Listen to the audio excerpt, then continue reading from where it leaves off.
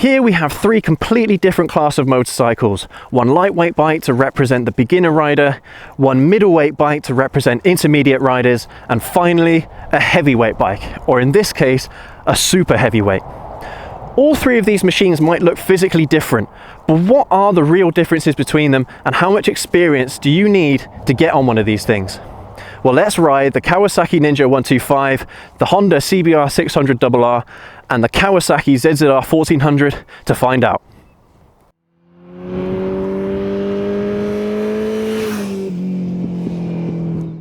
Before we get started, let's compare specs for each of these machines.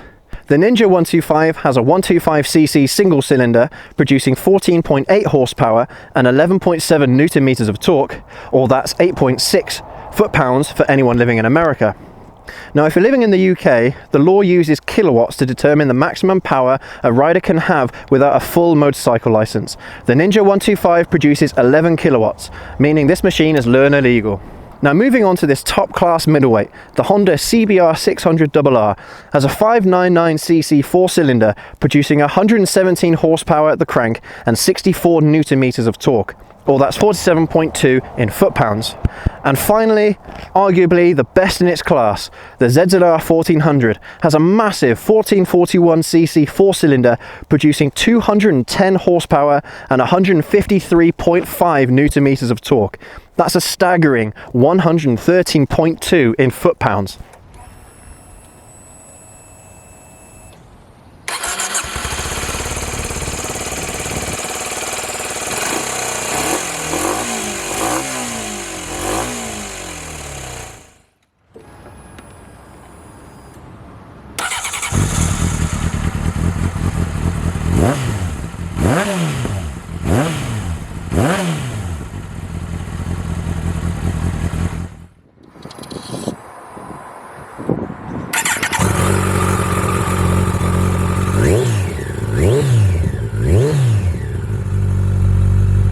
So we've given you all the specs of each of the bikes, but what are their actual differences when you get out and ride them? Well, we're starting off with my CBR600RR from Honda. This is the 2003 model. The one thing that you will notice about 600 sport bikes is how high they rev. Now, if you haven't seen our video yet on why 600s are so fast, then it'll be up in the top corner there for you to check out after this video. But this bike is really, really fun. And I think that's what you get from middleweight sport bikes, and just middleweight bikes in general. It doesn't have to be a sport bike. You could get a Street Fighter naked bike or something like that, and it'll be just as fun. Okay, fine, they might not have the top end power that these sport bikes do, but they have more torque at the lower end. So for me, actually, you might actually find them to be even more fun than something like this. Now remember, these bikes are not representative of the entire class. There are all sorts of different 600cc bikes you can get out there. This is just one example of them. And it's not just 600cc's. This also includes 500s, 650s and 700s and maybe even 750s as well. You could class all of those as middleweight bikes. So these kinds of machines are really, really good for those of you that have got maybe 2 to 3 years of experience is when I'd recommend you guys to look at getting maybe a 600. A 600cc does not sound very big, but trust me, these things are wicked quick.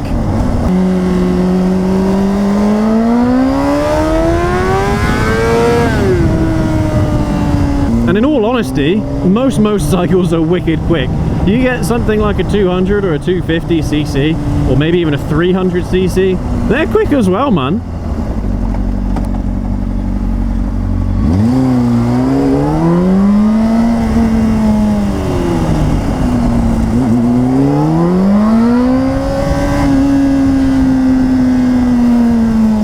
One of the main reasons why 600cc's are so good and they're so fun is because you've got power, not crazy power, but you've definitely got power there, combined with a lightweight bike.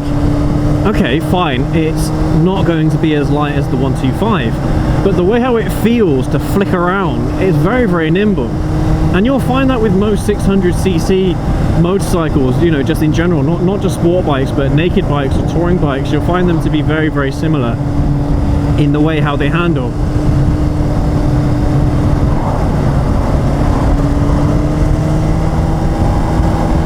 Of course, if you are looking for a motorcycle that is comfortable and something that you would use for touring, then obviously this bike is not it.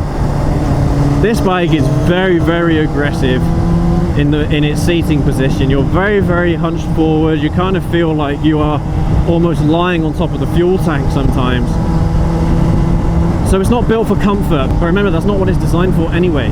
This thing is designed for just pure fun, and it is. Most 600cc motorcycles are just pure fun.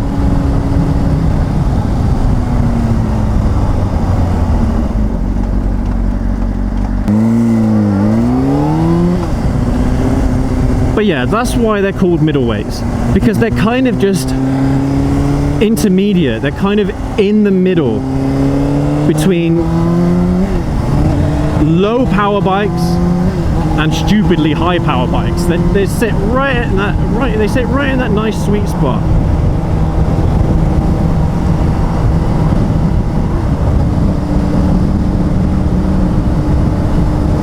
There's another thing that you guys need to remember, is that 600cc motorcycles are dying. That they're not going to be a thing anymore. Honda aren't producing their 600s, Suzuki or Yamaha aren't producing their 600cc class of bikes anymore. So honestly, the middleweight class is going to shift either to 700cc or 500cc, which is a shame in my opinion. These bikes are super fun. I absolutely love them. But hey, these companies have got to stick with the times, you know. These bikes are becoming relics now, so... But there are still loads and loads of 600cc bikes out there on the used market. So honestly, like, if you have those 2 to 3 years experience and you have a full riding license, then go for it. Honestly, it doesn't matter which one it is either. You could get a Kawasaki ZX6R, you could get a Yamaha R6, you could get a CBR600RR like this one, or even a Gixxer 600, and you're going to have all the fun in the world, believe me. But now let's move on to the next bike. Alright, so now we're out on the little Ninja 125. And this machine is... okay, it's a bit of an interesting one. So, it's a good bike. And, okay, yeah, it has no power to speak of. But it is a good bike. It's very nimble, it's very light, very, very forgiving. The suspension is forgiving, the braking is forgiving, the weight is very forgiving. And of course, it's all catered towards the beginner rider. And unfortunately, if you do live in the UK, then you have no other choice. This is the maximum capacity bike that you can get, is a 125. Which is kind of annoying, if I'm being perfectly honest.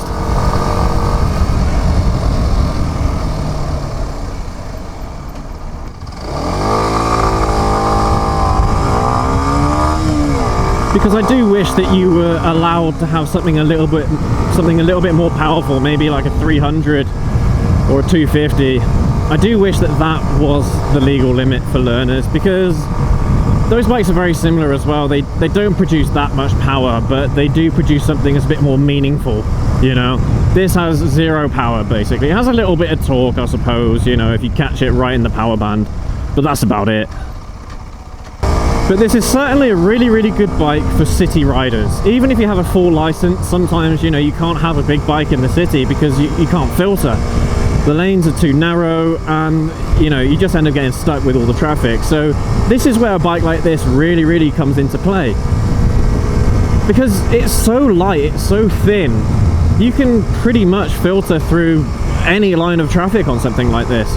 Which for me is a massive plus. Or maybe you can do what I did, and if you are in the process of getting your full riding license, then what you can do, because you don't go straight to a full license after you pass your test, you go on to what's known as an A2 license, where you have to ride bikes. Again, they have a max power output, but it's something like 40 horsepower, something like that is the maximum output on an A2 license. So you're looking at something like a 500cc motorcycle, basically. But what I did when I passed my full test is I took the L plates off my 125 and just rode that for 2 years until I could get on a bigger bike. And that's a really, really good option to take, especially if you're a younger rider and you don't have the money to invest in a larger bike just yet.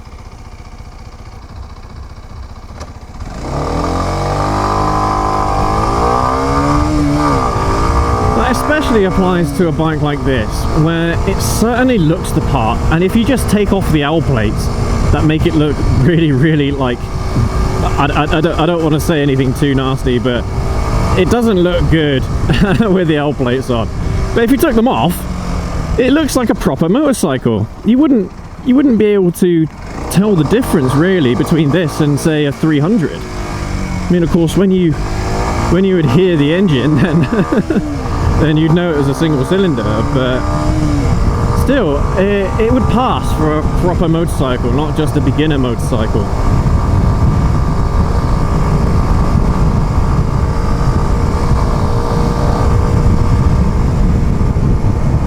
You can have fun on a bike like this. I've had, especially on roads like these, I've had a hell of a lot of fun on this little bike. And okay, yeah, it has no power, but if you have an open road or if you have no one in front of you, then you can really, really appreciate the twisties, especially if you're going downhill. This is the opposite route to what I would normally take, where I'd be going down this hill. But today I'm going upwards, and we'll see how it copes with an uphill struggle. I mean, I'm not sure what gear I'm in, because this bike doesn't have a gear indicator, unfortunately. I mean, Kawasaki, that's one thing you miss right there for beginners, is definitely put on a gear indicator for beginners. Like for me, I know that I'm not able to pull, so what I do, I just downshift, and then there you go, I can pull away, and it doesn't really matter what gear I'm in. But as an experienced rider, I know that that's what I need to do. But a beginner rider, they might not know, you know, they might think they're in first gear or third gear or something like that going up a hill. But actually, they probably should be in second or first gear, but because they haven't got a gear indicator, they don't even know what gear they're in.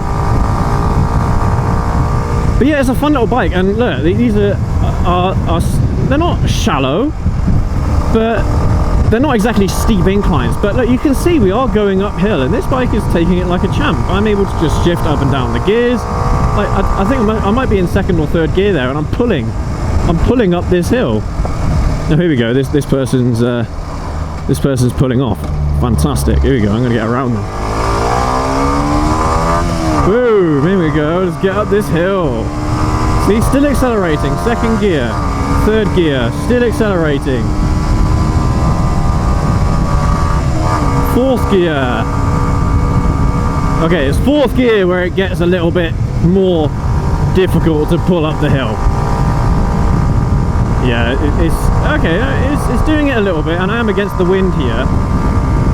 There you go, it's doing it, you see, so I'm having loads of fun right now just in these twisties. It's slow fun, but it's fun nonetheless. Woo! On those bumps there as well, that suspension's really forgiving. In fact, that was one thing I forgot to mention on the CBR bit of the video, the 600RR, is the ride is very, very hard. The suspension is quite... Oh, there we go, nearly missed that turn there. Having a bit too much fun.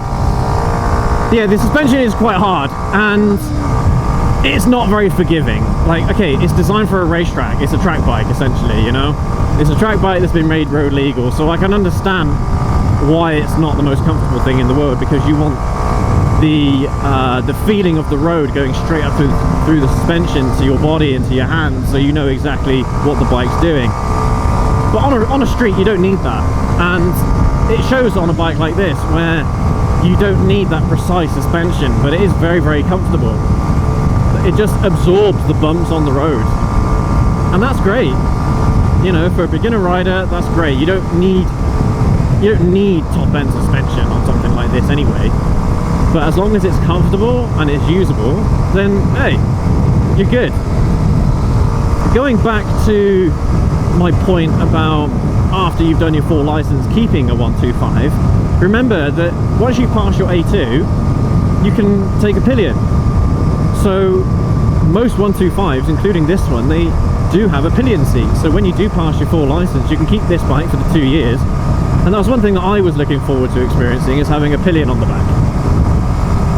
So I'm sure it's the same for a lot of you, is being able to, I don't know, take your girlfriend out on it, or maybe take your brothers and sisters to school, or whatever. There's a load of different reasons why you'd want to have a pillion. And this bike, if I'm being perfectly honest, travels with a pillion really, really well. Oh great, it's starting to rain. But yeah, because this bike is so lightweight already, adding a pillion onto the back doesn't actually add that much weight anyway. So it really does hold a pillion well. Another reason why using a bike like this for city riding is almost perfect. But anyway, that'll do for this part of the video. Let's move on to the big girl, the ZZR1400. Alright, it's a new day, and perhaps the bike you've been waiting for. This is the Kawasaki ZZR1400. Now look, before I actually say anything about this bike, if you don't know what this bike is, then go and check out our review. I'll have it linked in the top corner there and in the video description. But this machine is not a motorcycle. It's a rocket ship. Like, I can't explain to you the power this thing has. There are no words to describe the kind of power this machine has. But let me put it to you this way. Most motorcycles have a power band. It could be anywhere. It could be middle of the range, it could be 6,000–7,000 RPM, something like that. Or it could be like a sport bike where the power band is right at the top end, say maybe 11, 12, 13,000 RPM. On this machine, the power band is all of it. If I'm being completely honest, it is just mad. It's mad amounts of power. It's definitely a bike that commands a lot of respect, and you need to give it respect as a rider. It's very, very easy just to pull 150, 170 miles an hour on this thing. Honestly, it is not difficult at all. It wants to do more. Always, it just always wants to do more. It's constantly pulling, constantly trying to go faster. This machine is just built for speed. It's a monster, man. It's an absolute beast, and I love it.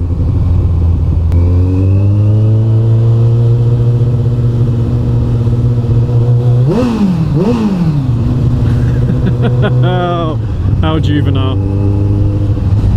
And there's one thing that I didn't mention in the 600 bit. In fact, there's a few things I didn't mention in the 600 bit. Obviously about the hard ride, which is what I mentioned in the Ninja 125 part of the video. But another thing that I didn't mention is you can be very, very juvenile on that bike just because of how loud the exhaust is, and this bike is no different. It has a stupidly loud exhaust. Now I think looking back at the exhaust comparisons, I don't think you get the full picture of how this bike actually sounds. You get a really good depiction of the Ninja 125 and the CBR600RR, and they're both, I mean, the 600RR sounds amazing, but because I had the camera facing towards the wind when we did this one, it didn't have the same pizzazz when I watched over it. However, unfortunately we don't have a decibel meter, but this bike is by far the loudest. Even at low RPMs, this bike is the loudest for sure.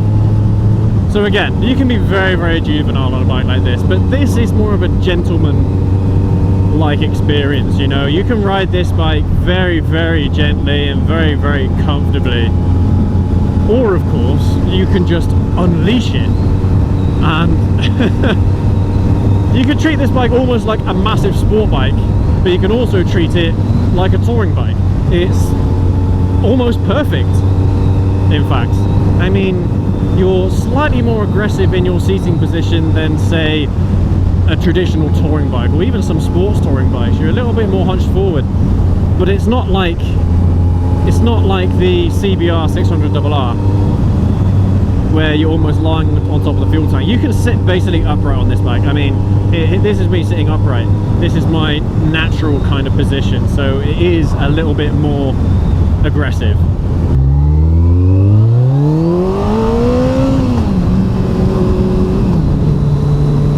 But let's talk about a few problems with this bike. The first thing is it is completely the opposite of the 125, and you could also say the 600, in the sense that it's not a city bike at all. It is very, very girthy, very, very wide. So trying to filter through gridlock city traffic is going to be very, very difficult on this bike. It is doable, especially on larger roads, you know, maybe A roads or highways. It's very, very doable on roads like those, but the tight city roads where there's traffic packed very, very tightly together, no, you won't be able to filter like that. You might be able to filter a little bit, but you're not going to be able to get to the front of the queue as you would on the 600 or the 125. And I think that is something that's across the board with these kinds of super heavyweight bikes. And as I said in the 600 part of the video, this is just a single example of a heavyweight bike. And honestly, you could class 1000 cc's and over, you know, heavyweight bikes, and then when you get to maybe 1.3, 1.2, 1.3 liters, and that's when they kind of get into the super heavyweight class. But this is a representative of that class. It's not going to be like a Fireblade, it's not going to be like an R1, where they're basically very, very similarly sized to their 600 counterparts in terms of weight and physical dimensions. And same goes for the Hayabusa, for example, as well, this bike's main competitor. The Hayabusa is a big bike.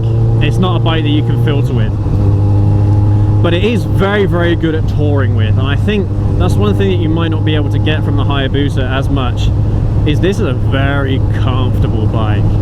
Very comfortable. You could tour on this thing for hours, honestly, and you'd have all the fun in the world of a sport bike with all the comfort in the world of a touring bike or a cruiser, honestly.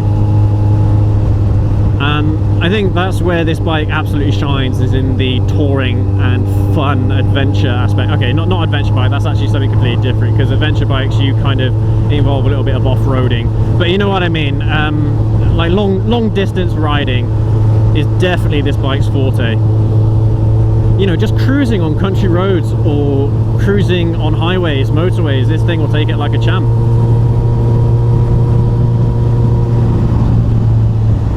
But yeah, that's one thing you won't be able to use this bike for, is city riding. It is quite inappropriate for city riding. And also, the weight of it might intimidate some people. And of course, this goes for every touring bike that's out there. They're all heavy bikes. They're all big 1200s, 1250s, 1300s and 1400s. They're all like that, and they're all quite heavy. And then as soon as you put a pillion on it, it really does exacerbate the weight of the bike. So you do have to be really, really careful with a pillion. Of course, going in a straight line with a pillion is not a problem whatsoever. But it's when you're doing those tight maneuvers, those tight cornerings and tight turns, is when it's going to be a bit more of a struggle. But anyway, I'd say that those are the two main cons of the bike. Is it's not very city friendly, and it's quite heavy. But other than that, I mean, look, this person's letting me through now, so we'll do that, give him a thumbs up. But those are the only cons to the bike. I suppose an added con with regard to the weight of it is you might burn through a few more tires than you normally would, just because of the extra weight on the tires themselves, using up extra tread and what have you. You might find that you'll end up spending a little bit more on maintenance per year. It's not going to be too bad, honestly. It's not going to be too bad at all.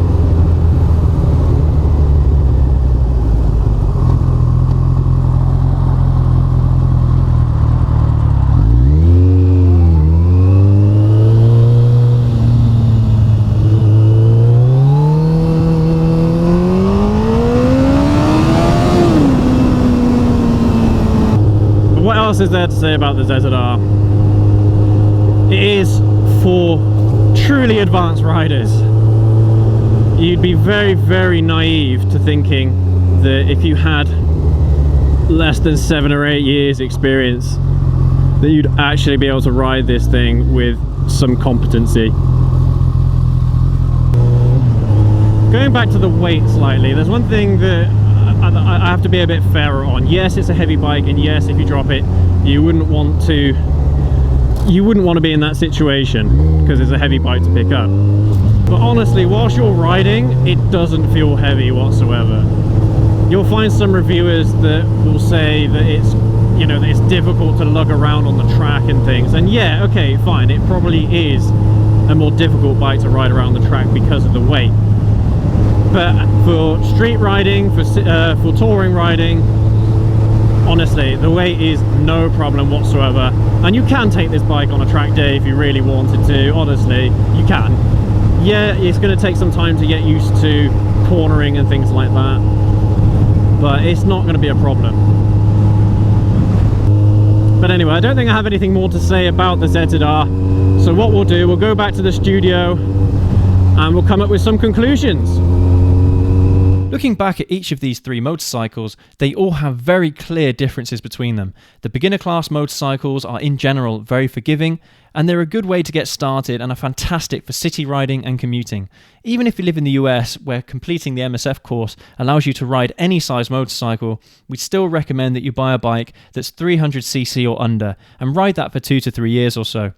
That way, if you make any mistakes, as you more than likely will, you should still be able to keep control of the bike and in turn keep you that little bit safer. To be fair, the CBR600RR we have representing the middleweight class is not really a middleweight, it's more of a light heavyweight from a power standpoint. Most middleweight bikes that you will see out there will have between 50 to 80 horsepower, rather than the near 120 horsepower this bike has. So really, if you have that 2 to 3 years experience and are looking for a middleweight bike, I encourage you to shy away from sport bikes like this and look for bikes that have a little less power, such as a Yamaha MT-07 or even a Suzuki SV650. Don't worry though, they still have plenty of power. They're just going to be a little more predictable, rather than the mad, screaming engine of the 600RR.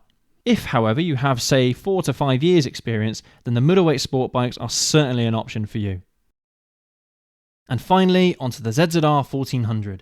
It is perhaps one of the best motorcycles out there. However, it doesn't represent the 1000cc class very well, as you could consider this bike to be a class above. However, the conclusion is still the same. If you're looking to buy a Honda Fireblade or a Yamaha R1, you need to have over 8 years experience, just because it gives you more time to mature as a rider. You start to realise over time that these machines can get you killed quicker than a drunken night brawl. Even a slight mistake can give you an untimely end. This applies to all motorcycles 1000cc and over. They all have crazy amounts of torque, they are all crazy quick, and they are by far the most awesome machines out there. Even though these bikes are only examples of the different classes, please remember that the only way you can be sure if a motorcycle is right for you and fits your lifestyle is by test riding them. As always, thanks for watching, guys and gals. I hope you've enjoyed it. Let us know your thoughts in the comments. Please don't forget to like, share and subscribe. It helps us out a lot. Thanks again, and we'll see you next time.